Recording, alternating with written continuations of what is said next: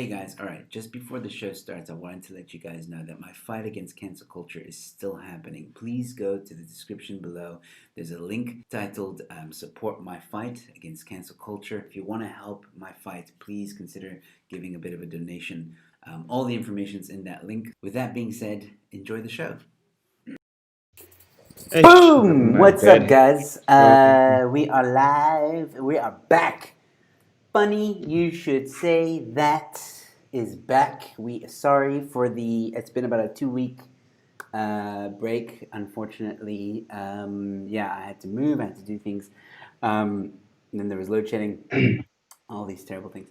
But we're back, and as you can see, Mikhail is here, and Werner, and Obakeng. He's there. Just be honest, Joe. You got kicked out of your house because the rent was due, and then you had to find a smaller place because it's been locked down and it's been rough. Don't be like I had to. No, you're back at your parents' house. Joe, let's be Obakeng, he had to move out, but he's the first foreigner to get an RDP house. Have you noticed that the bookshelf and the flag, the space? I was about to say everything now. Actually, no. Joe is lying. He just moved to a different part of his house. That's yeah, they kicked me in the garage now. Because the shelf was on the right. What is it on the left? Now it's on the right. Nah, Joe. You're in the basement now. Your wife kicked you out of the bedroom. Now you have to make all these excuses. Boss. You can see through all this bullshit. Well, welcome back, guys. It's great to be able to do this again. I got set up. Internet's running. We should be fine. Unfortunately, once again, as some of you, as our fans will know, that Peter is once again an enigma. Petering. Yes, petering. He is. But don't worry, we'll fill in for him. So when something is said, the "I will not sit here" will still be present.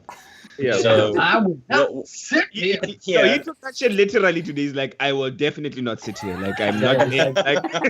I am actually not here. I am actually not. I will definitely not sit there. But what I'm saying is that the place where you usually find me in front of the screen, where I'm not. But we can call it a monitor. We can call it a chair. Imagine a bench. Yeah, the rump resting apparatus, which is also known as a chair. I just said that we missed you. Yeah, I was about to say I missed you guys. Because nobody can just word salad. I mean, if there's a word salad like World Cup, I mean, Pete's a fucking man. Like he's representing South Africa. He's like right up there. He can just like splat for hours. Yeah, and still people are like, yeah, fuck yeah, okay, shit. Peter's out here doing things, man.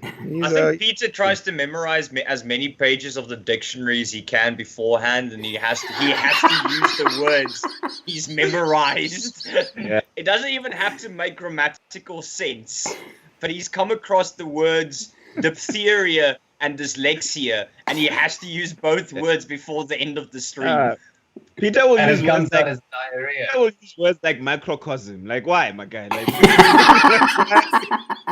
Like why? Paradigm shift for who? Who are we shifting? Why do you have to do all these things? You'll speak about the minutiae things. Here's the thing. I think Peter, he misses the encyclopedia. He wishes he could go back to the days, where we did research on the encyclopedia. Because now he doesn't get to use those words anymore. So, Encyclopedia Britannica. There you go, Catherine. Okay. Catherine Piper saying, "What happened to Peter tonight? Did you not listen to what we just said?" All right. The thing he's only whoever that said that. He's only at the start of the show. You know when you said hello everybody, welcome to the show. That's how far his internet is buffering. Like he hasn't heard. His internet is buffering by like 2 minutes. By the time the show is over, this guy will still be waiting. Internet load shedding. Sorry, I'm not trying to troll you guys. I'm just saying, get a better service provider. That's all. Yeah. Teacher. All right, so let's get into the topic at hand. So as some of you know, we've been talking a bit about we ended our woke conversation, so that's now done. We decided to talk about the dark side of comedy. We have An interesting show tonight. I actually had Vittorio Leonardi on my show, who actually touched on what we're about to talk about tonight. And also, okay, before I mention the other thing. So tonight we're going to be talking about the business side of comedy. And again, Vittorio and I touched on it. So stuff like is the gigs that could harm the industry, the taboo things that can happen in the industry as well. And also, yes, I am checking the notes that I made here because I've kind of forgotten. Gigs that hurt the industry, the business side of comedy, and the pitfalls comedians can avoid. I think the main point of this conversation would be to not pick on these topics, but just say like, hey, for those comedians that are maybe doing it a certain way, that you don't realize it's actually harming the industry, maybe try a different way. Be open to certain ways of doing things in the industry, and that's basically what we're going to talk about tonight. In the previous shows, we've touched on joke theft and other things that also harm the industry. We definitely touched on comedians being elitists. So you can go and check that out in previous episodes. The next episode, though, is going to be a bit of I'm going to industry workplace, and we're going to have Sophie Jones join us for that conversation, as she has been speaking out about her experience when it comes to this kind of stuff. And we want to either come to a solution for this, explain why this might be happening. Not that it should be happening. We're definitely against this. It shouldn't be happening.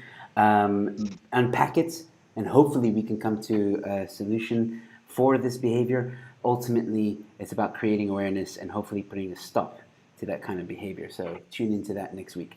Okay, guys. So seeing as we're only 4, I won't do a time limit. Let's start with one of the things and then see where it goes. So I think one important thing I really want to try and talk about tonight is the business side of comedy. And some people will probably wonder, like, why is that a dark side of comedy? Well, there seems to be, and I spoke to Vittorio about this, there seems to be this mentality for some of the comedians that the moment you tell them, well, you need to look at comedy as like a business, they go like, yo, but it's an art, and like I should be able to do whatever I want to do, and blah, blah, blah. But they don't take into consideration, if you don't look at it like a business, you're not going to make money. You might make money, like, I'm not saying that you have to look at it as a business. You have to look at it as a business to make money.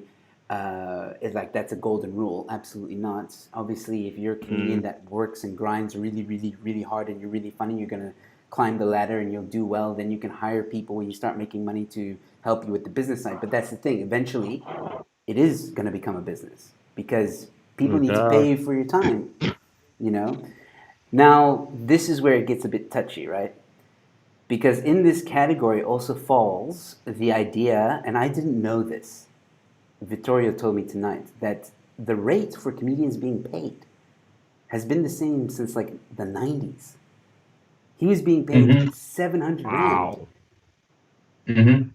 And all of us know that some comedians still get paid that, and that to me was shocking. And that's again the bad side of the industry. Like that's a business part of it that I think yes, many people have spoken about it, many comedians have brought it up, but it doesn't really go anywhere. So that aspect of it. Then we'll also touch on how some gigs can be harmful to the industry. But with what I just said, Obakeng, why don't you go first and tell me how you feel. Tell us how you feel about that. Well, the one thing that I want to comment on first is what you spoke about when you said comedians must look at this thing as a business, because eventually that's what it is. You have to work your material in a way that, one, you have to be bankable. You have to be able to go into different spaces and perform for different crowds and make sure that your material can work at any space, because you're never going to only be facing the same kind of crowd all the time. And somehow that has to manifest into money.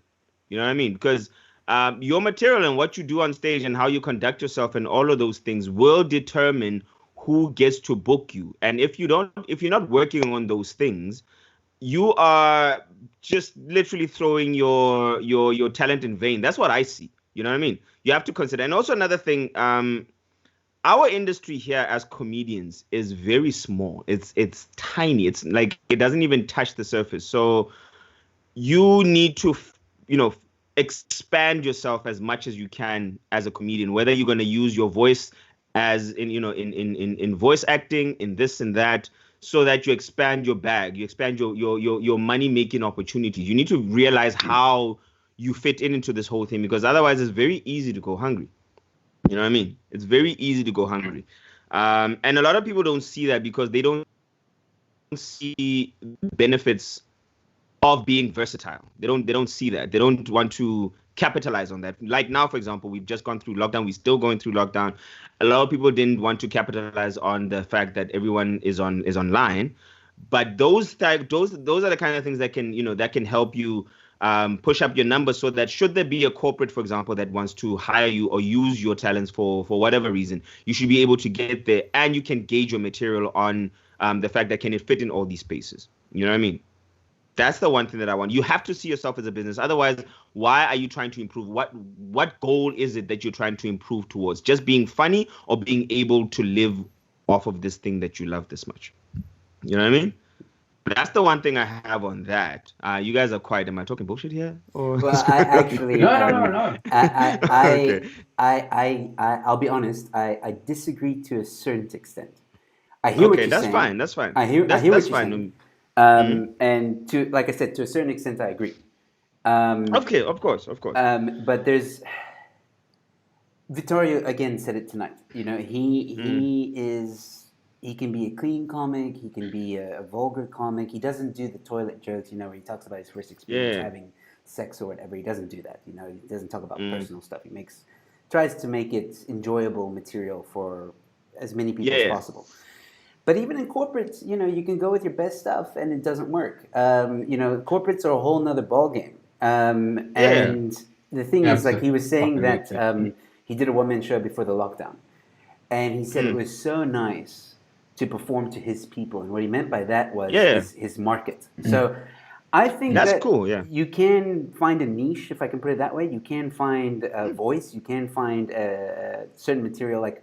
And that's the thing about comedy, as we all know, it's subjective. Like, there are people that like Dennis Leary, who's an angry comedian, and there's people that don't. There's people that like John Blissmus, and there's people that don't. You either like or you hate him. So I get what you're saying, like try and make your material broad and stuff like that. Yeah, But I also yeah. feel that for each comedian, It's gonna be different. it's gonna be different. Yeah, Of course. I'm not saying box yourself into I don't know, this one clean comedian that I can put you at a primary school and at a club and you can still kill. I'm just, whatever it is that works for you, but just make sure that you can expand it and you grow it as much as you can, whether you're growing it as a niche and you're growing that market and you're not necessarily going to be in the corporate space or whatever. What I'm saying is take it seriously enough and work at it enough so that there's enough of a following for you so you can live off of it. Because ultimately you have to invoice. Yeah. With the gigs that hurt the industry, I'm not particularly sure yet.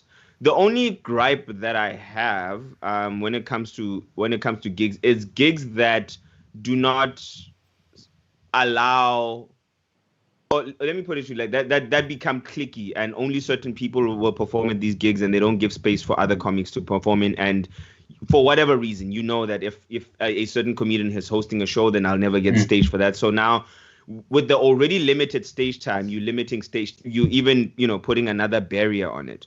But I'm still new in the industry, so I'm still kind of learning a lot of these things, because there are gigs that I feel you need to be if it's a non-pay gig, it's a non-pay gig, like an open mic, for example. That's where you're going to work out your jokes. But not every gig can be an open mic. You know what I mean? Not every gig can be an open mic. Something has to give there where you are when you're working your material, you're working towards even gigs that can pay you, because now your income stream as a comedian is is stage time and is whatever else that spawns off of what you do on stage. So not every gig can be just an open mic. And at the moment, it looks like a lot of gigs that come up just end up being open mics, and that's that. And it can't be like that. But then again, whose responsibility is that? Is it the industry's responsibility? Is it the comedians? Is it your responsibility as a comedian to make sure that you create your own money-making hub outside of whatever that's available, or what happens? That's the part where I'm not sure, because I'm still learning a lot of shit about this thing. All right. Well, let's go to Werner and get your. Okay, so couple of things. That I want to start off. There's the guy by the name of Stephen Pressfield. I don't know if any of you've heard of him. He wrote Vagabonds, the movie that Will Smith played in, like the golfing thing. Anyway, it's semi-famous, but good movie. And that movie and that script, basically, and that book was his what you would call his first breakthrough, right? But anyway, he wrote this book called the War of Art, right? And it's sort of like a autobiography kind of thing. And one of the things in this book, he talks about, you have to decide: are you going to be professional? Are you going to go pro, or are you going to stay amateur? And that's literally the question, right? And it boils down to this. It doesn't necessarily mean that when you go pro, I'm not trying to steal any trademarks here. When you go professional, it doesn't necessarily mean that you're now suddenly making money. It means that the ways that you behave and the way that you act and the way that you conduct yourself in terms of your art, you act as a professional, right? Now, being a professional is obviously a broad term, but I think we can all agree there's certain things. You being a professional, you are on time, you're punctual. There's these basic tenets of being a professional, right? There's a business time, there's a play time, all that kind of thing. So I definitely think there are gigs that can, I don't want to use the word hurt the industry, but I would want to say confuse the consumer, right? So that's the kind of thing, right? Because a lot of gigs are really just, let's call them community theater, right? It's basically a community theater kind of setup. It's locals to come. They pay like a $20 or $30 kind of is that small little venues. That's where people go to hone a lot of their dance, right? But a lot of these smaller gigs get pitched as big comedy and all this kind of stuff, and it's not really that. And those kind of things can hurt because it's just bad advertising, right? So, and that's the only thing that I think can arguably hurt the industry, is when you mislead the consumer, right? So I would say any time that any of the promoters or comics or any of the sorts, whether you're running a big gig at the Baxter, and you call it an international, amazing talent, but you're bringing, a bunch of unknown people from random countries that, is largely unknown, you are arguably, you're not really selling what you've promised, right? So, so it goes from big gigs to small gigs across the board, So false advertising, that's what we should avoid first, Okay. Yeah. No, sorry. No, Okay. continue. I thought I misunderstood you. What, like, are you saying when promoters misrepresent the quality of the comedy that they're going to be bringing? Okay, no, I get you. All right, You because know what I mean? okay, because the part that I didn't understand, I thought you were saying like when a gig is deemed to be an international festival, but then the people that are invited, they are, so to speak, not. Yeah, I mean, I'm known not saying that's happened. I'm just using it as a hypothetical situation. Okay. So because I'm of the opinion that we should open up the industry as much as possible, even if when it comes to even international gigs, because the more people sometimes come to gigs for the unknown. You know what I mean? Like, for example, I'm a big Jazz Fest fan, and I will go there specifically because I want to see jazz musicians that I don't know, and even in the comedy space as well. If they have some name from Australia or whatever that I don't know. Yeah, I want to go there. Yeah, And there's you more wanna of us out there that want to experience comedy like that. And then it's not just comedians. I mean, because we are comedy nerds. We want to know everything and we want to know everybody. But there are people that go out there with no desire to be a comedian, but then they just love want to go laugh. appreciate it that much. Yeah. So Yeah. But false advertising definitely. False advertising. Yeah. That's where I think maybe, that's the only thing that I can think that can really harm the industry is kind of false advertising, because that harms any industry. If it happens, on broad scale, then it becomes known that as comedians are frauds. So aside from that, I don't really want to dictate to anyone what kind of a room you may or may not run, and how you may or may not run it, because that's not my place to say. I'm not the comedy police. I'm not the gig police. I'm not the no. All I say is try and not oversell it. Just because you're trying to make some bucks. That's it. From a personal perspective, I would say each comedian has to ask themselves: are you in it to be a professional, or are you a hobbyist, or just amateur? And that is really what's going to guide how you run that gig. When I was still running gigs,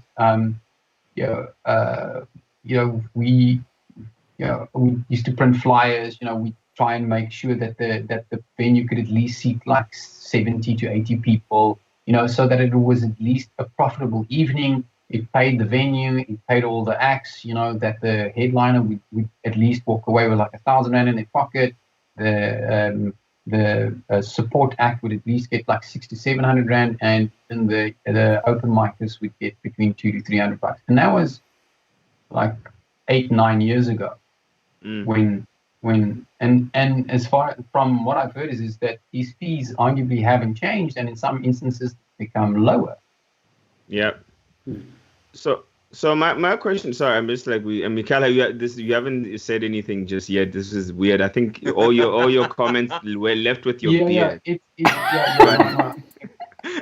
You are Samson now. Whoever your wife decided to cut off your beard, now you have nothing to say. This is weird. You don't even believe in God, so I don't know if that shit works. Just fucking with you. My thing is which is that one, and this is a question that I'm asking, one to myself. And one to maybe whoever, if there's comics out there that are listening. How many of us actually know how to make money from comedy besides the things that we pick up when we at gigs and when we, the stompies that we pick up by just being around? You know what I mean? Because a lot of these things, for example, like set rates, or what rates were 9 years ago, or what rates should be, or what a nominal rate or an okay rate for, I don't know, a headliner or whoever is. This is information. This is information that floats. But this is information that floats, and it changes from gig to gig depending on who's running it, what the ticket prices are, what the marketing behind is, if there is anything to be paid at all. And I actually wrote that down. Here's the point. You were speaking earlier. There are all kinds of markets. Yeah. So it's okay, but I think if you're going to say that you're a professional and you're going to pitch it as a professional, then you should at least have some kind of standard, at least a bit of a stage, a decent mic setup, decent sound setup, not this rinky-dinky little thing, where in your audio test, proper sound guys, that sound engineers, so that's the kind of stuff. So, and you mentioned something, and I said around clicks, and clicks exist, in terms of gigs, and there's nothing you can do about that, right? It's just that simple.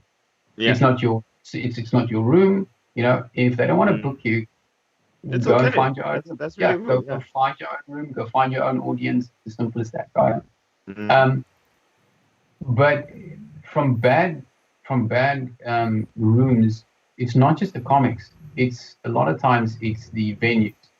Okay. And that's also the other. That's the other side that I think not often gets done. It's not necessarily always the comics that are to blame. It's quite often it's the venue, right? And I get why they let you come into their premises, right? Because they generally let you come in on their quietest evening, which is usually like a Tuesday or a Thursday night, you know. Mm. And then they'll work on some kind of a share split, you know, depending on who the restaurant owner is, you know, whether it's an independent person or whether it's part of a chain, they'll have certain kind of rules and regulations and how they operate. But a lot of these guys, especially the independent operators, will screw the guys over at every turn they can get. You know, there are also other operators that are, you know, that operate within the what you would, you know, consider, you know, Cape Town hospitality tourism kind of markets, and they often dabble and they go dabble in the comedy thing without understanding it, and then like they want to create like a thing with comedy with a farm and this, that, and the other, and it's like a whole pack, but they don't understand the logistical setup, what it means to actually have a proper stage, and then you pitch up and you gotta like talk. There's like 50 people around the corner, and there's like another 20 around this corner, and that is not optimal. That actually hurts you as an act.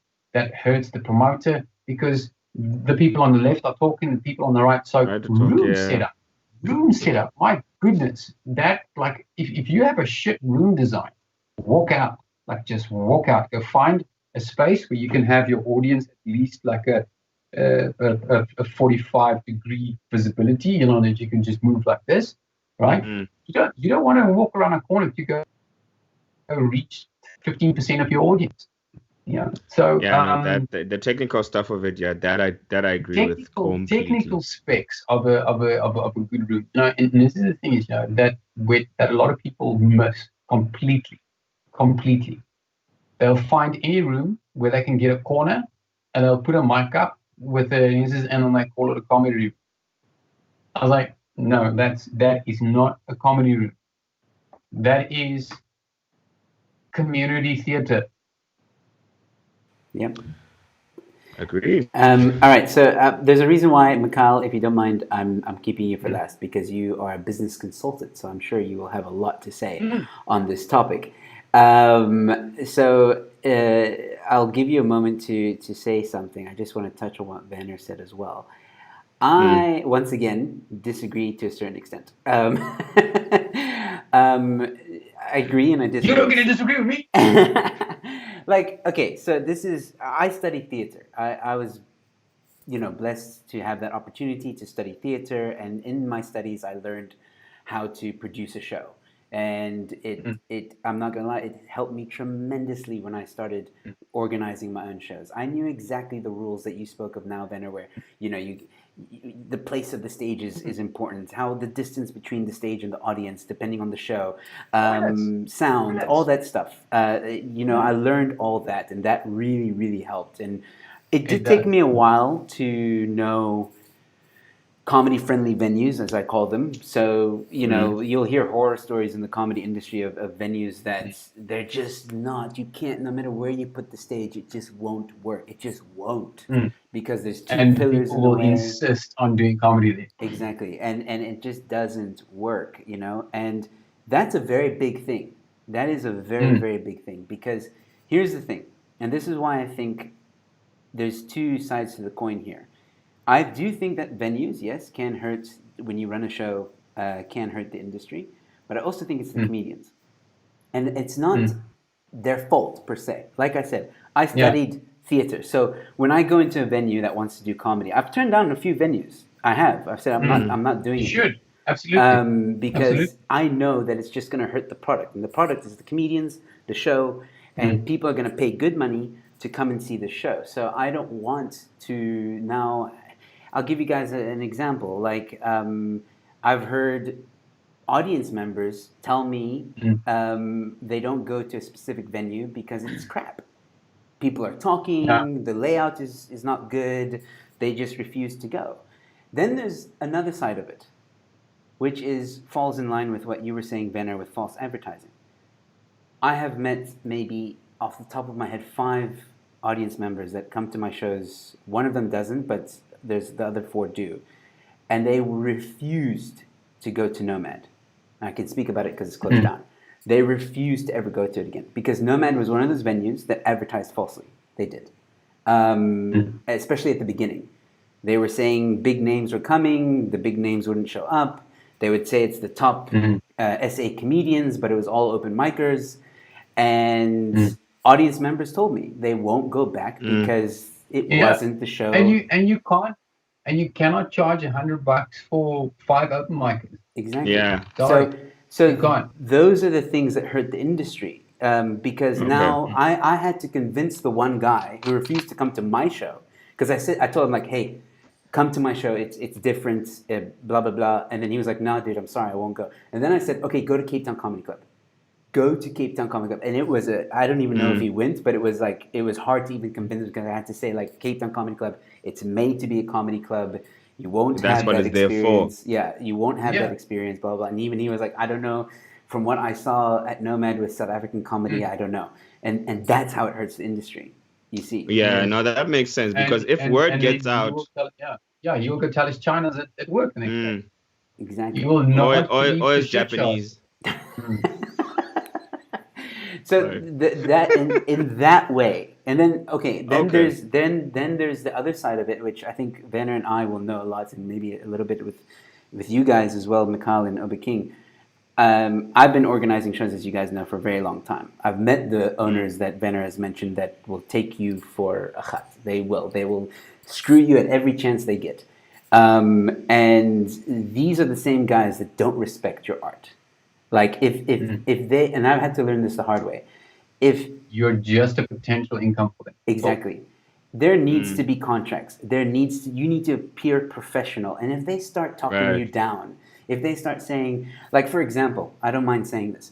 So my new kind of thing was to go to a venue and say, cool, if you want a show, I'm going to give you the best show you're going to see. It's going to be Cape Town comedy level show. We're going to turn your venue for an evening into a comedy club, and I'm going to bring you some of there's going to be top acts, and there's going to be up and coming, and there's going to be open micers. So I was upfront with that, but we're going to label it as a comedy evening, you see, and we'll just have a big hoo-ha, like it's going to be a lot of fun. I sold it. I told them all the things. I did the poster, all the organization, everything. They didn't have to lift the finger. All they had to do was sell it. That's all they had to do was sell it. And it worked in most of the venues that I did. I mean, Obakeng, you were at one of them.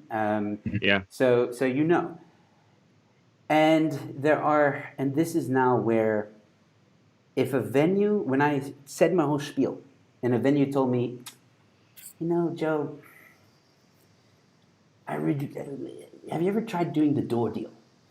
I walk out. Because that tells me they don't really respect what I'm doing. They don't really understand that my product. They're not looking for something different. Yeah, they're just looking for an income. Exactly, and that's the problem I have with that mentality. Like I've always tried to tell venues, when I come as an organizer to your venue, it's a partnership. It's not. I'm not your employee. Like you're like my client type of thing. There is that vibe, but it's more like a partnership because I put your logo on the poster. I advertise your venue on the poster. I advertise your food, everything. It's a partnership, you know. And then when people come to the show and they pay good money to see a great show, and people are laughing, that makes your venue look even better. And who knows? Maybe people will come. People that haven't been to your venue before will come back another night for a dinner or whatever, you know. And that does happen. I've seen it happen.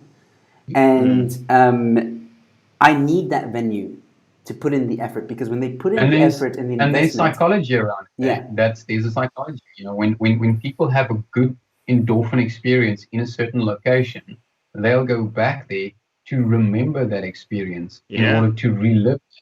So I mean, there's a lot of people that go to Cape Town Comedy Club even when it's not a comedy night, just to go eat there because of the ambience that it has created. Exactly. Yeah, there's an energy. So fully agree with you there. So there's a lot of venues that will try and talk you down, and like it's a negotiation type of thing. But I've started to tell comedians, like, and I don't mean to say that I'm trying to tell people how to do it or whatever, but people ask me for advice. I don't go to a comedian who's running a gig and then I'm walk in there like, you know, hey, you should do this. No, I never do that. But if a comedian asks me for my advice, then I'll tell them straight. I'll be like, well, this is how I do it, and it works. You know, consider doing the same thing. You know, I don't say that they have to. I agree with Werner on that as well. Like, I'm not going to dictate to comedians how they should run their show. Yeah. Because some people, Pius, for example, love the guy to bits.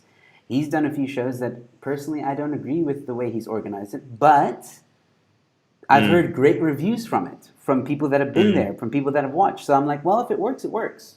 You know, that's the thing. If it works, it works, and that's fine. You know, as long as again, you're not misrepresenting the industry. You're not false advertising. That's a big thing. That's a bigger problem.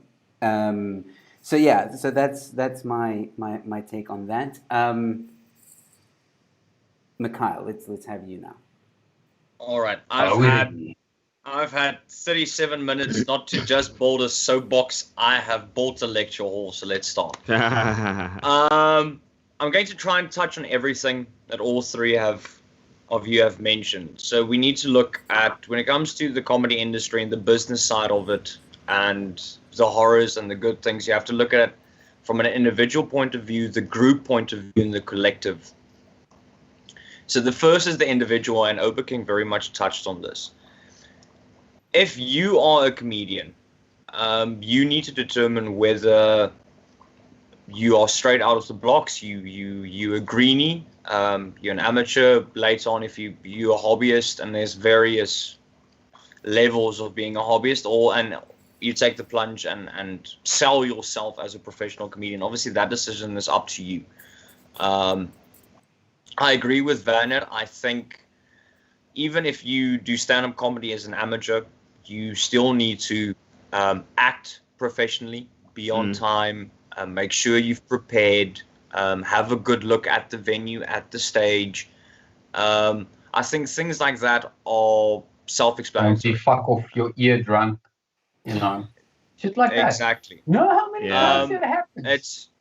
It's happened. I think all of us have been to gigs where one or two comedians have either been drunk before they go on stage, and what you do in your spare time has got nothing to do with me, but don't go on stage buzzed and high out of your mind as well. Some comedians if you want disagree with you on that one. If you can, I mean, look, they are functional alcoholics. I can acknowledge that. There are functional people that there are attorneys and lawyers that are functional cocaine addicts. No, I get where you're coming from, but And for example, in my I think I get where. Sorry, Obakeng. I get where he's coming from. As a recovering alcoholic, I have no shame in saying I was a functioning alcoholic. When I was still drinking, I could do everything in the same manner I did as sober. But not everyone are functioning alcoholics or functional users of whether it be marijuana or cocaine, whoever. The point being is, yes, if you know you are an individual that gets buzzed very easily, whether it be from alcohol or narcotics, act professionally and then don't. After you've done your set, you can get extremely piss high and make out with a gutter. I really don't give a shit. Make out with a gutter. We would encourage that. It would be great. If the narcotics and the drinks fuck with the stage and the show, because the show is not your show alone. There's other people there, and also there's audience perception, because now it's not only about what you're doing, it's about the light that you're casting on this venue that we are going to want to use again, and we want those same people to invite more. And if your conduct is fucked, it shines a bad light on all of us. So check yourself. And also, you're gonna die. The first thing with regards to the individual is, even as an amateur, I would suggest, I'm not telling you once again, as Werner said, it's not our place, but it is a suggestion. Even as an amateur, fresh out of the gate, stand-up comedy, act professionally. Not only will it market yourself well with regards to your set, but comedians, even if you are an open micer and you're professional, and hopefully also obviously funny, you are more likely to get more stage time and booked because you are acting in a certain manner, if that makes sense. Yeah. Case in point. And then I think most people that want to do stand-up comedy have aspirations to be more than what they are currently, with regards to stand-up comedy. But it is a big shift from doing it as a hobby to doing it full time. Not only the personal effort, but from a business perspective, and this is now where we get into it, it needs to make economical sense. You need to be able to determine that if I am able to do so many shows, I can afford to be a stand-up comedian full time and sell myself as a professional. And yes, I think as Obakeng mentioned, and Joe said, a lot of comedians go, but why it's an art? Why must I look at it as a business? Well, even as a hobbyist comedian, you've made the effort to write a set, be on time, be presentable, be funny. You've marketed yourself the whole week, months leading up to the show. You've made the effort to market the venue where you're performing. You've made the effort to market your fellow comedians performing at the same venue. You are already marketing it as a business without realizing it. So to treat stand-up comedy from a business point of view is not a ridiculous thing to start off with. Now, yes, not everyone that does stand-up comedy has either experience in business circles, or in my case, as a business consultant, which I studied for. But there's a lot of things about stand-up comedy that is very business-orientated without you actually having to have that type of education behind it to understand, or knowledge. So that's the individual. With regards to the group, firstly, yes, the cliques, and we've gotten into detail about that. The cliques do make it difficult. There are certain venues you would love to perform at, but you won't be able to due to it. But you should. You're a right winger. Yeah, the right wing cabal. You fucking right wingers. You fucking right wingers. Always. We don't come here on a fucking stage here with your fucking right wing ideas. If I can't perform at your venue, I won't just wing it. I'll right wing it. Don't just wing it. Right wing. Right wing it. There we go. And then when you want to start looking at, now, obviously, I work with I consult small, medium enterprises. So I only work with small businesses. And when you are organizing a comedy gig, you have to view it as a small business, because that's what you're doing. You've gone and you have calculated expenses. You've calculated a form of profit. And you're basically doing everything a small business does. You have stock, which in this case is comedy, and you have name value, which is the comedians, and you have your overheads. It's the venue, it's the equipment, it's paying the comedians. But obviously, there's going to be elements of learning and hurting at the same time, because not straight off the bat, you organizing a perfect gig will never happen, and that's fine. It's part of the learning curve. But you need to understand that, as Joe said, it is a relationship. Now, I think the one thing that harms the industry, and it's not done with any malice, it's purely just a thing, is that as comedians, when we start organizing a gig, we're so desperate to get a venue that's on board. It's not always the right venue. You might have owners that want to work with you, have staff that want to work with you, but the venue's not right. But we only have so many venues in Cape Town, and I'm desperate to create another one, so you take what's in front of you. The intent is good, but as the saying goes, the path to hell is paved with good intentions. And that goes for comedy as well. Everything might go right, but if the venue's not right, it's going to cause damage. Whether it's the layout, whether it's the equipment, whether it's something as simple as just purely acoustics. You can have an outside venue that has great acoustics. You can have an outside venue where even with the microphone and speakers, the sound dissipates. So that desperation, I think any new gig organizer and even experienced ones, don't be that desperate. Rather take a month or two longer to get the right venue. than take the first one because it's a 9 out of 10 with regards to pros and cons. I know life is not perfect, but you need to strive for 10 pros and 0 cons. Because a lot of times that one con is just enough to harm it. It might not harm the audience, it might not harm the venue, but it might harm one comedian, or it might simply harm a set. So these things need to be taken into account. And then, not to be cliche, but that saying of teamwork makes the dream work. Use an Not event going to happen in organizer. comedy land. Yeah.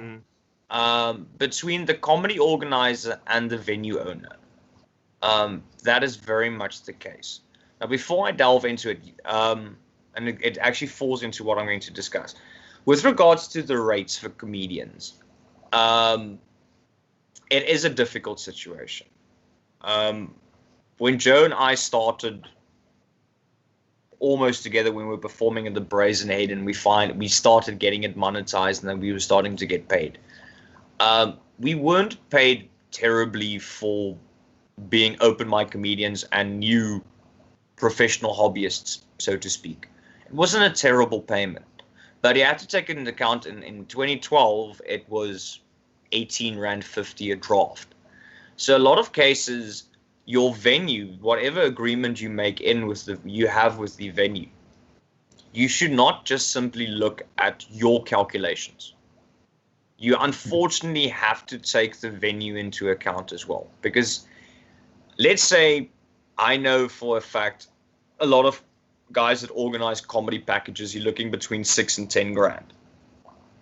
Now you need to look, okay, if I take into account tickets sold, the profit margin on alcohol, if they're going to eat something, profit margins on food, all that. Because remember, the owner needs to justify that as well. And now I'm saying you're working with the perfect owner.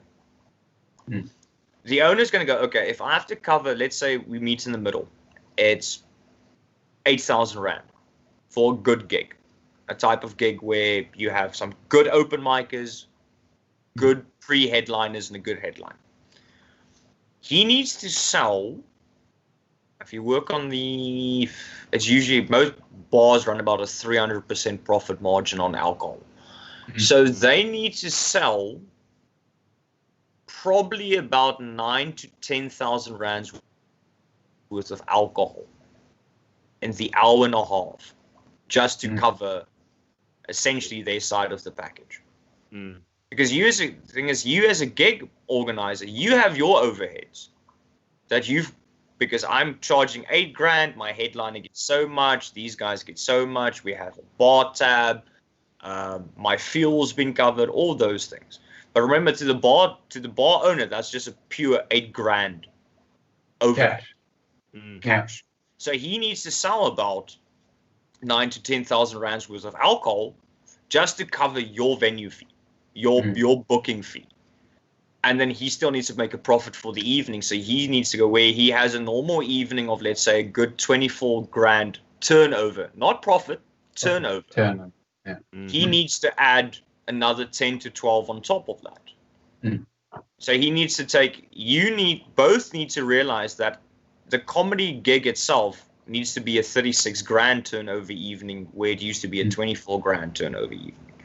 So it is a lot easier to still charge a headliner between 800 Rand and 1,000 Rand, because in many cases the bar owners or the restaurant owners can still sort of justify that expense for what they're paying. And I think a lot of guys that want to organize gigs don't take that into account, because you have to take that into account. Because yes, this is a business agreement, but there's two sides to this business agreement. It doesn't help the comedian that organizes the gig has his money and the comedians performing get their money, and then you're not sort of worried about how the owner of the premises has now covered this expense that you've charged. Got staff to pay, So that needs to be taken account. Now, I'm not saying for any of us and anyone watching, and you organize a gig, you don't have to go to the establishment owner and go, listen, can I have a look at your financial income and expense statements for the past 6 months? Good luck. But you need to at least tell him, listen, if I'm charging you $8,000 for this, how much extra on sales with regards to food and beverages do you need to make on this evening? Because then you're also at least in a headspace of not only what the product you have to bring to justify it, but that the audience will also be willing to spend that money to go through. So that is an important factor that has to be taken into account. Now, because comedians should, as with normal inflation, comedians should be paid more now than they were paid 10 years ago, because inflation is a fucking thing. Yeah. And it affects everyone, even your jokes. You unfortunately have to now pay Peter at least 60 rand. No. Peter didn't pitch. He's only getting 15 now. From who? 5 rand from all of you guys. Me, I'm out. I've made inroads. Joe is monetized. Whoever's watching this tomorrow, just don't skip the ads, and then Peter is paid. Good. Whoever's watching now, play this shit over tomorrow and just let it run in the background and play all the ads. Let's get this thing happening. So Peter can his 15 rand, and then he has taxi fare, so he'll be on time for the next one.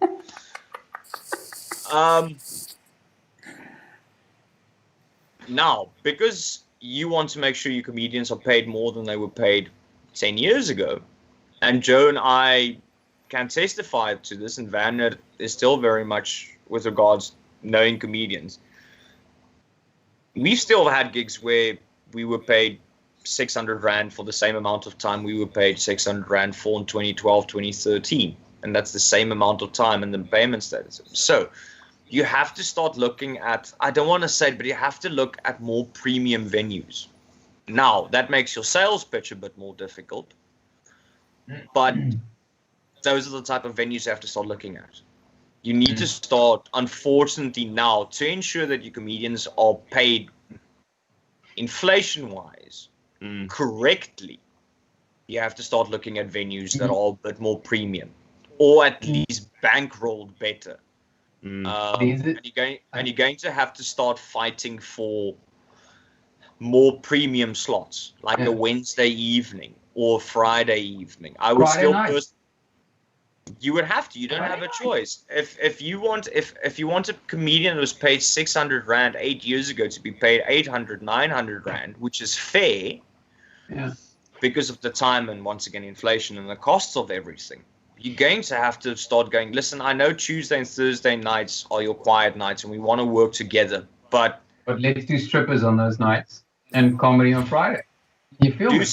Do strippers that night, or have Peter do a poetry reading. It would sound pretty much the same as he speaks now. No, that is torture. You want people to not pitch. That is what not to do. No, but dude, it's easy. We organize it and we call the venue Guantanamo Bar. Where you get tortured with Peter's reading. Yes. Once you arrive, you never leave. Oh man. No, I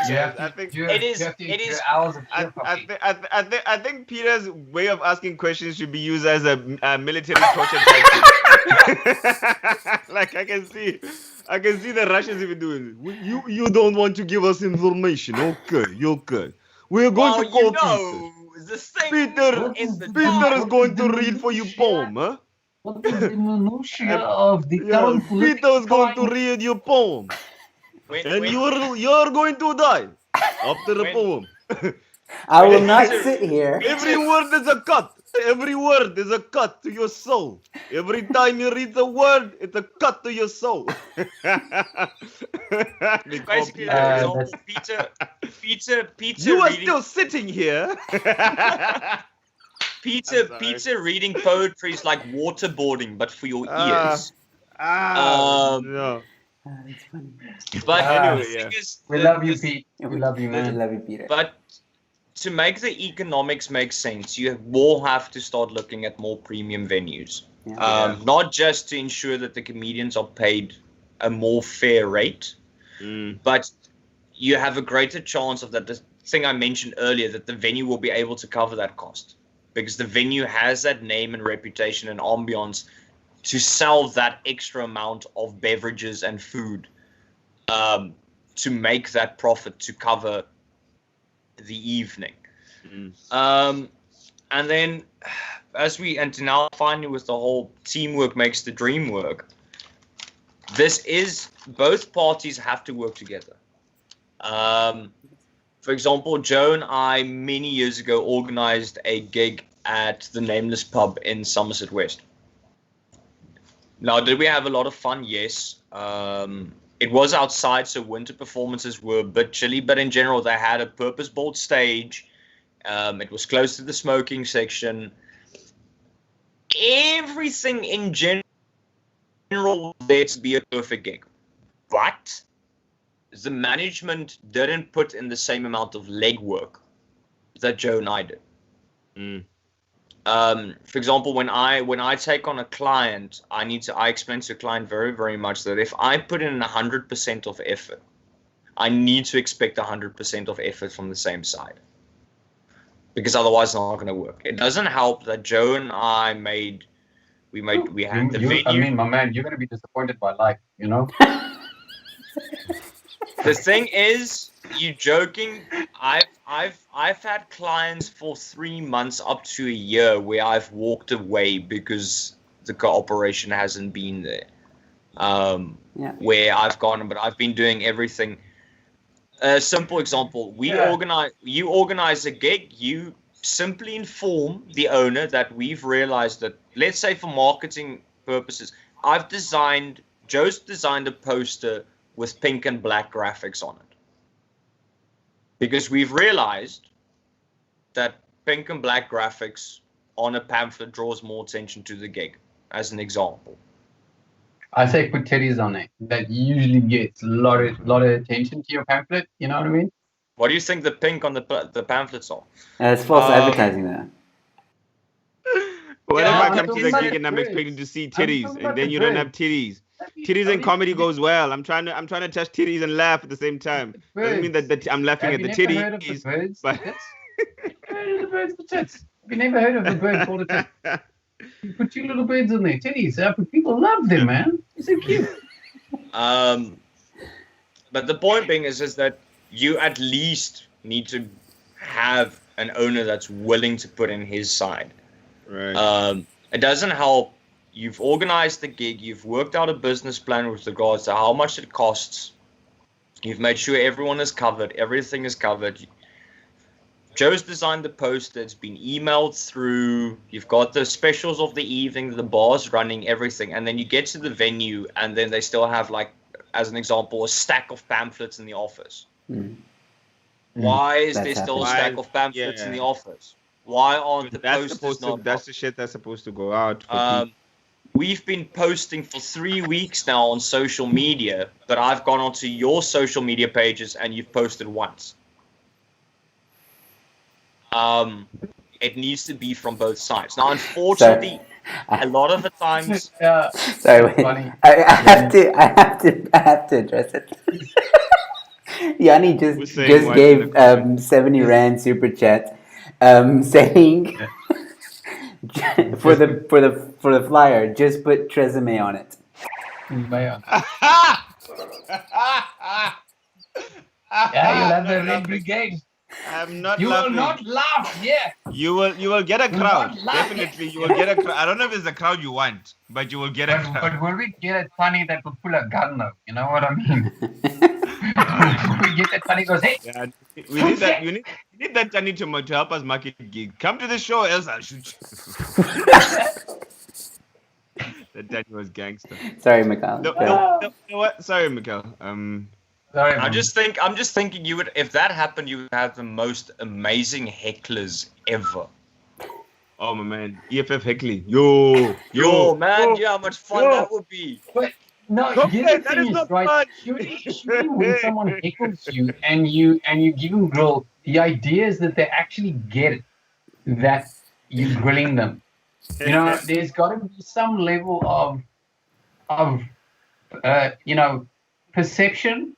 I don't want to use the word intellect because that may seem like an insult, which it is. But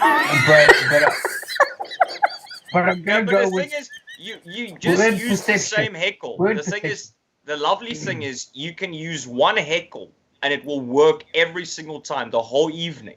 You just go, I have land, you don't. That will have the same effect. I don't want to get shot for stab, eh? I don't want to. I'm not stupid. Yo, yes. And you actually have land, Werner. Yeah, I actually do. You know what? No, you're just protecting your interests. Yeah. I'm like, let's not talk about this land. Another thing. Another thing that I have in mind. And I think I've been guilty of this, and so has many comics. Do you guys think that comedians are doing enough to bring around awareness around? To increase awareness around the comedy gigs that are happening, not just the ones that you're performing at, because basically what happens, and I know there's things around that, there's issues around that. Like, for example, if a Wednesday night is argument's sake a Trench Town night, whether you're performing there or not, for the sake of growing the industry, just let people know comedy happening at this and this place, whatever. Why aren't a lot of us doing that, where the aim is to bring about awareness around comedy happening? Because there's a lot of people, for example, that would see, let's say, they see you in the street and they ask you like, hey man, where are you performing? Where's comedy happening? And like, people don't know where are the popular venues for comedy where it's happening. And largely comics have to do with that. We need to be out there and making sure that the people at large, because we all have some kind of following, you know what I mean? Making sure that people at large know about where comedy is happening. If you're going to be performing at a gig and Joe has sent you a poster, fucking market the poster, whether you're an open micer or not. That's something that I firmly believe. Now, do you guys think that comics are doing that to increase popularity around the comedy industry because we need as many people as we can, or what are the issues around that? Right. I mean, I've been guilty of not sharing posters and posts of gigs that I'm going to be performing at. I've done that, and but like, what are the issues behind that, and why is it such a thing to not do that? Okay, I think firstly, all of us have been guilty of the latter you mentioned. You simply forget. It's not an excuse, but we all work every day to put food on the table. So there's a chance during your lunch break, whatever, you're scrolling through social media and then you see, for example, Pius is running a gig. Okay, I need to remember to share this. And then the work day happens or something comes across. So it doesn't excuse the act itself, but it does happen. We are people and we are fallible. Right. So I think they're simple. Just try and put a bit more effort with regards to remembering. Okay, I saw Joe's organizing a gig while I was on lunch break. Quickly through them, screwing around on social media. Okay, I just need to remember when I clock out, share it. So I think we're all a bit guilty of that, and that the solution to that is simply just a bit more effort. Yeah. But we did touch on this, and we've had long discussions about this. But I still think a problem with regards to that is clicks. Yeah. Either someone is all share people you don't like material, or egos, and it's begotten so petty. I see I don't like Joe. Now Joe's organizing a gig. I'm not going to share it. It's got to the point. It's so petty. Werner's organizing a gig. It's open mic, and I've seen Joe's doing a 5-minute slot, so I'm not sharing it. Because he's on the lineup. He's on 5 minutes for an hour and a half, but I'm not sharing it. Yeah, that does happen. Because of the clicks. It's the comedy community. Okay, I can't speak for other countries, and I can't even speak for comedy communities in the other provinces. But it does appear that we are more willing to cut off our own nose to spite our face. You're right. That's kind of Cape Town behavior in general, though. Fuck, people are spiteful in Cape Town. It could be. I don't know. That's why I moved out of the city. I mean, I'm in the platteland and people are lucky. People leave you alone. Everyone do things. Cool. Obakeng, I love you, man, because you, like you said, you're new, so I know you don't know that this conversation has happened many times in the comedy industry. Like almost once a year, once every 2 years, someone brings that up.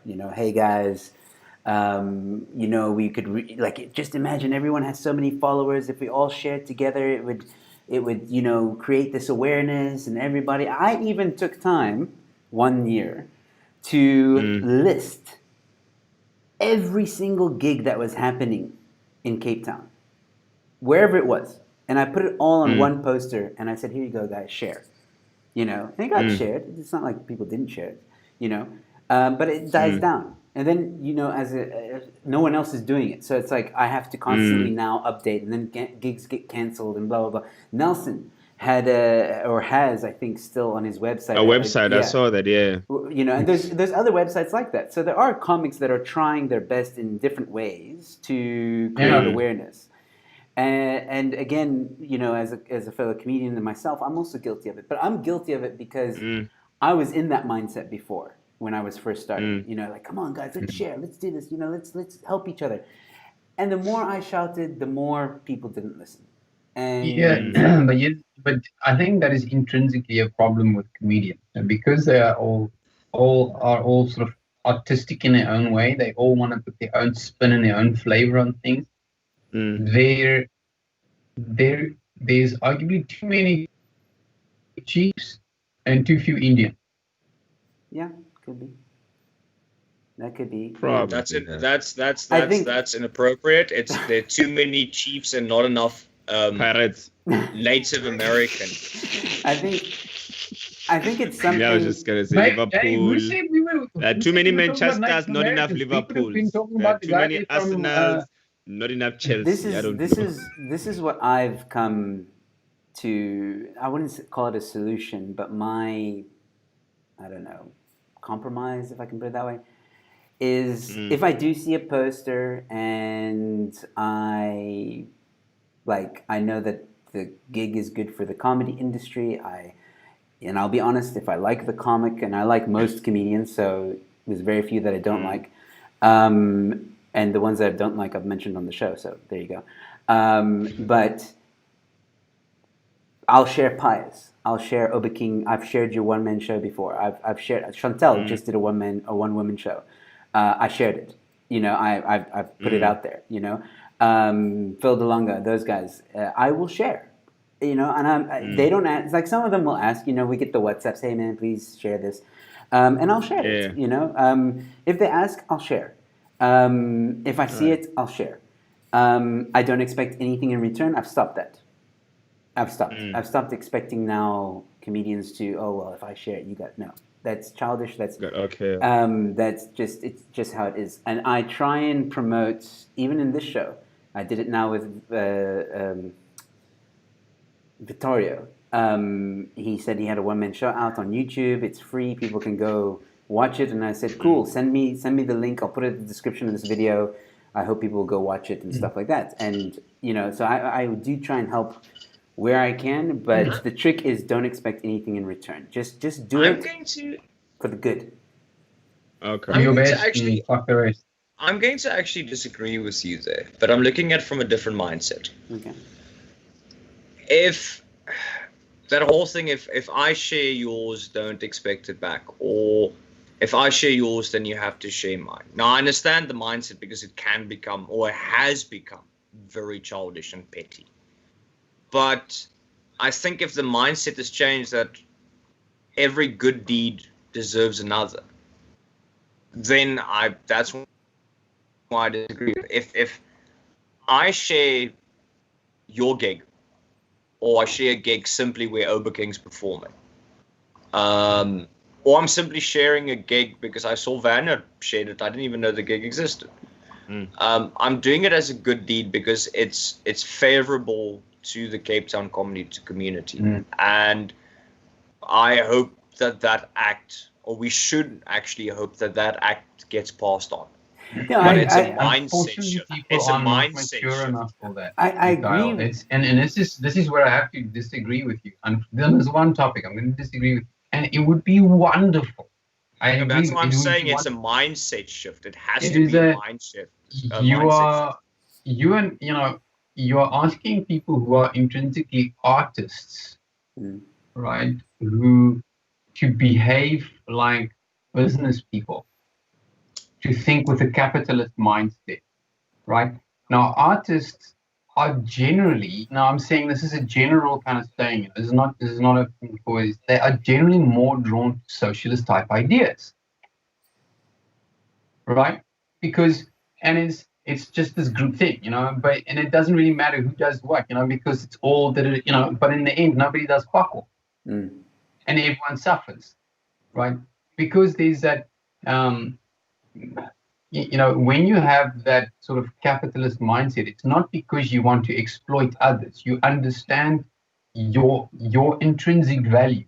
You understand how money is generated. You understand that currency is fiat. You understand that it's not the bank that generates the money. It is you that make the promise. You create a promissory note, which then generates the money, right? So you understand the more I make myself a valuable individual, therefore, and I can do that through making others more valuable. So if I elevate my entire industry, I elevate myself. But that mindset does not exist because they're not capitalist thinkers. Also, to kind of back your idea and why also with Mikhail, look, I think as an individual, as a comic, if you want to share everyone's shows, then go ahead, share it, but just don't expect the return. Just don't. That's the one thing. Second thing is, me as a comedian now, right? I've come to a point where I can't, and maybe I shouldn't say I can't, but I won't share certain comedians' shows or a show simply because I look at the lineup, I look at what they're advertising, and I'm like, that's not a high premium show though. Because I go around saying and trying to promote other comedians, right? I will. I've proved that. I share shows, But if I share one show now or two shows or three shows or four shows where people they've invested now and they go and watch it and then they come back and they might message me or they might see me and say like, yeah, Joe, that show that you told me to go watch, that was like really crap, then I've lost trust in that regard to my consumers. So they might not even come now to my show because they question my opinion on other comedians. Okay, I get you. Do you not maybe think that there's a difference between endorsing a show and just passing on the digital fly? Passing information. I Again, think what happens is people especially like I think for someone like Joe, where you are in the business of organizing shows, they trust your word for whatever it is that you're gonna share, right? Yeah. So now if somebody else is not taking or is not doing due diligence to make sure that the show is of high standard, and not just because sometimes not even about the comics that you have on the lineup, but it's just about the show conduct and where it is and the marketing behind it and all of that. It's easy to associate you with that. I think that's maybe which does where happen. it's coming from. And also, yeah, if again, I don't always do this. It's only when I see that a gig I don't believe is representing the industry in the correct way. For example, when we talked about gigs that are false advertising, those are the ones I'm not going to share because I know and I've heard and I've had experience of people that they get upset with that. You have to look at the consumer, and that's where But for the most part, when there's a one-man show and I know the comic is good and I know that people are going to enjoy it, I will share it, and I have and I will. Yeah. And it's a personal choice, and that's what I want to tell Mikhail as well. If you want to go, it is a So sure, I'll share it. If you, Mikhail, want to go around and when you see something and you want to share, Obakeng, same with you, Werner, whatever, same with you. If you want to share, you should be allowed to share what you want. And that's the point I'm trying to make is, unfortunately, this idea and mentality of, guys, if we all share it together, it's true. It is a very true theory. But unfortunately, that utopia, if you will, doesn't exist, and it will never exist. The thing is, I would like to clarify. Firstly, I'm not denying, and I will testify to this myself. I'm not saying you're not allowed to use your own discretion. If I know that Joe, for example, is running a good gig at a good venue with a good lineup, it makes more sense to share that performance than, for example, once again, only example, Obakeng, who's organizing a gig, but the venue isn't good, the owners don't work along, the comedians are either not good, once again, I would say not good or funny. The shade of They're not me funny. organizing bad Yeah. gigs. If you're a comic, it should be funny. But let's say in the sense of it's not a great venue. The owners don't work along. It's not a case of the comedians not being funny enough or not, but it's badly behaved comedians that aren't professional. They get all drunk on stage stuff, and I know that the gig that Obakeng's organizing has elements of that, and obviously discretion determines that for the positive influence of the industry. It makes more sense from a business and from the community point of view to share Joe's show more often than, for example, the one thing. So firstly, I want to clarify, I'm not saying don't use discretion because we have to use discretion for everything. So there, I'm not disagreeing at all, and I think you should use discretion. Secondly, and I'll try to finish off. That's why I try to say it has to be a mindset. I know for a fact that life doesn't work that way. I know for a fact that if I organize a good gig and Werner organizes a good gig and I share Werner's show, 10 out of 10 times Werner's not going to share mine. So I am realistic there. I'm just saying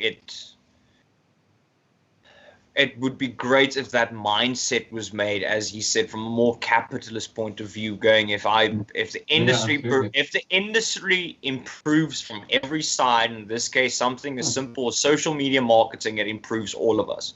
And I'm very much aware of that. That's a perfect world scenario, but I will stand by the fact that it would be a much healthier mindset to have. With regards to sharing other people's gigs. The only thing I just don't like doing is sharing gigs with awful ass posters, man. Fuck. That's another thing. that grates my tits. As a designer, I'm not saying I've been to gigs where the poster is shitty, but the gig is actually fucking good. But hey, man, packaging, guys, yo. You're very true. It's very true. Guys, come up with a couple of templates, right? And then you just open source it, and you grant it to the comedy crew. And you say and you have like 4 like spaces for the various heads. And it can be, and then it could be like a little, like a color coding. It's like a green. I'm sorry. And like a silver and a gold. And say. It's like a shit. I can't agree with socialist thinking like that. I will not sit here. No, hey, open source to this socialist thinking. You can be open source and be commercial and a capitalist as fuck. So yeah. All right, so we're closing up on the show now. So I just want to make also another comment to the whole sharing thing for Obakeng as well. There is something, when this is brought up in previous conversations with the comedians, there are some comedians, and I won't mention the names, but there are some comedians that will reply with saying, I'm not your marketing person, so I won't share it. That is literally the attitude. Which is why, Mikhail, yes, the mindset is a nice idea and stuff, but that's it. It's just going to be an idea. It's never going to come. And you just don't book them again. No, not comedians that are on the lineup. Although that does happen.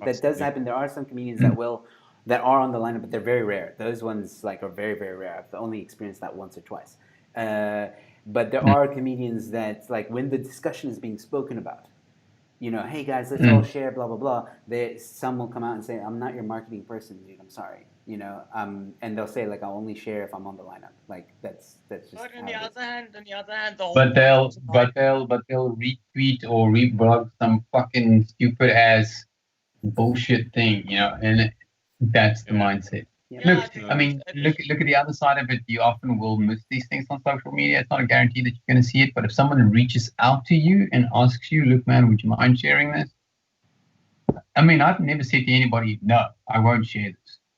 Someone has to me, even on a WhatsApp. Unless it's like, hey, come to my, come to my pedophile party. No, if that was it, I'd be like, no.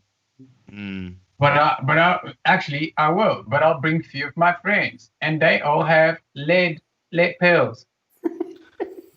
All right. So, just in closing, I want to get to some of the comments that were mentioned earlier because there were some nice ones. Liam Bento saying, "Hey Joe, when you start running shows again, book me, please." I think Liam Bento is announcing his he's coming out of retirement. I thought he was in retirement. Please, Liam, we need you out here. Liam for the longest time was like my energy Liam, on my Duracell battery, you know. Liam needs to come back. We're tired of Bevan.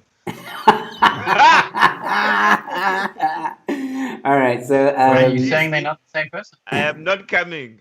Give me 0. I am not coming. I'm not entering that discussion. Hey. Eleutheria saying we had a charity comedy gig 2 years ago. The guys invited more comedians we didn't know. A lot of them drank a lot. I was glad the venue got the revenue, but it was also kind of off. So that's just a comment we were talking about that professionalism. Yeah. Storm saying, sorry, I'll skip that part.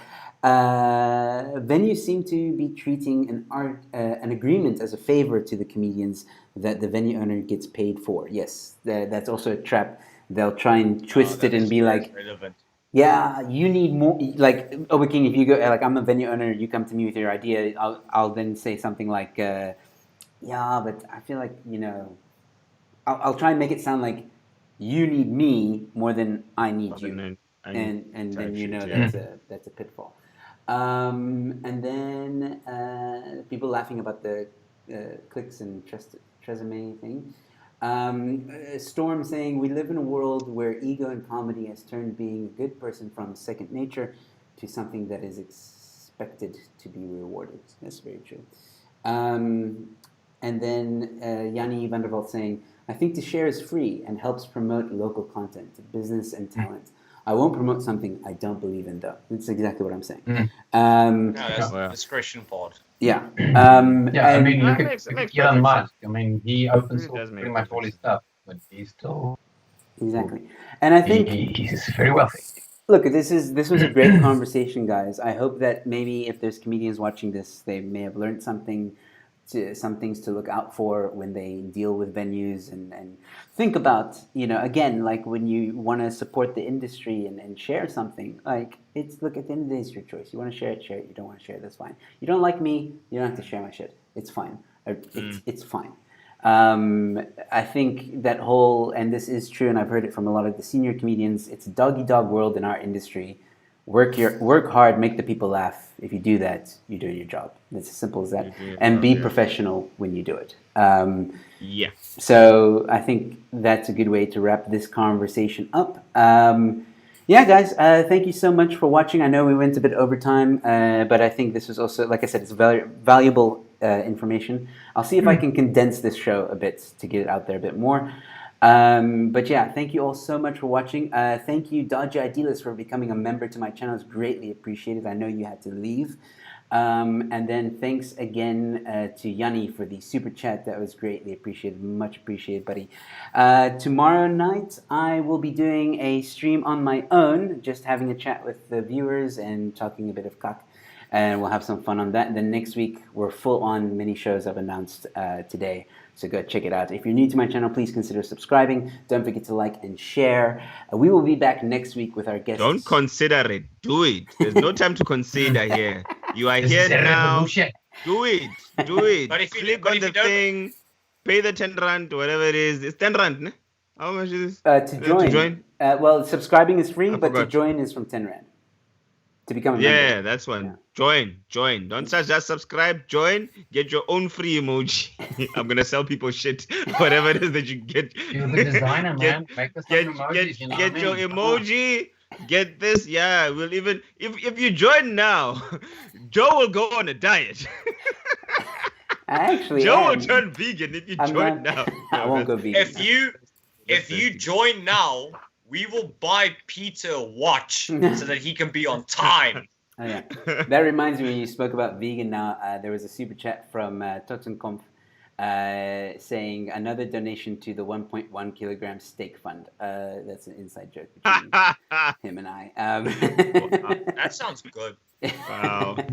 So thank you so much for that donation. All right, ladies and gentlemen, once again, thank you so much for watching. We'll be back next week with Sophie Jones. That conversation, I'm excited, but at the same time, it's going to be a tough one. How do you have a lighthearted conversation about men beating? Yeah, you don't.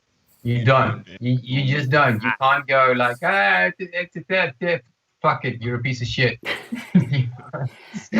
But hopefully we can create some awareness and come up with some solutions, if any, and hopefully it encourages other women to speak out as well. I think that's very important. So we'll be back. Get us their numbers. We go fuck them up for you. You know what I mean? Exactly. And then we will sit afterwards and go, man, did you see how we bust that motherfucker's face? I like how Werner is talking all this stuff, but he lives in the bundus and he won't be even in the heat of things when shit goes down. Obakeng. All the way there. We are in town. We are closer to this shit than he is, but he's just out here inciting violence. Why, I see you through your bullshit, Werner. No. Obakeng. I'm the CIC, yeah. Obakeng, on the other hand, where do you think we're going to hide the bodies? That's why Werner has the farm. Well, there's that, but then also you can get there, and then Werner is nowhere to be found. You know, when you have a gate, when your gate, like your walkway or your driveway is like 6 kilometers, like Werner's. You know what I mean? You can decide to leave out the back door. Not 6 kilometers. It's not 6. It's only 10-ish. Right. To the power of. But it bends like a circle and comes back up. Yeah. So it's longer than. I see Werner's triggers kicking in. His trigonometry is kicking in here. Yeah, this is how it goes. Like this. And I would also like to thank Peter Sawanga for not sitting here. Greatly appreciated. Thanks, Pete.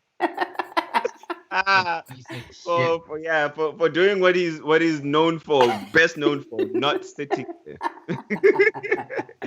Man, I honestly think sometimes like he chooses, like he sees the topic we're going to talk about, and then he's like, I don't want to really do this one.